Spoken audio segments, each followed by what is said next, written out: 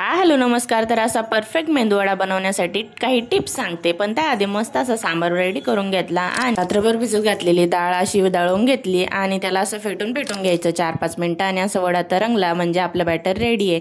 आणि ही चाळणी पाण्यामध्ये डिप करून घ्यायची आणि त्याच्यावर हा बॅटर टाकून असा गोल शेप देऊन टाकायचा आणि त्याला लगेचच गरम तेलामध्ये सोडून द्यायचं। ह्या वड्यांसाठी तेल एकदम गरम लागतं आणि फ्लेम ना हाय लागते, नाहीतर मग हे क्रिस्पी होत नाही। आणि मस्त असे क्रिस्पी वडे मी तळून घेतले आणि त्याच्यावर सांबार टाकून मस्त असा रिलॅक्स मध्ये आज बाल्कनीमध्ये बसून सांबार आणि वडा एन्जॉय केला। आणि आज होता संडे, सुट्टी होती, पण मग हे असं साफसफाई करून घ्यावं लागते, नाहीतर मग हप्ताभर खूप टेन्शन होतं। आणि माझं दुपारी आलं होतं एक पार्सल, आता ते पार्सल रिसीव केलं आणि लगेचच त्याला बघून घेतलं आणि यामध्ये होता हा झुला, तो ठमूबाईसाठी मागवला होता, खूप छान रिसीव झालाय। तुम्हाला लिंक हवी असेल तर कमेंटमध्ये लिंक नक्की टाईप करा। Bye bye.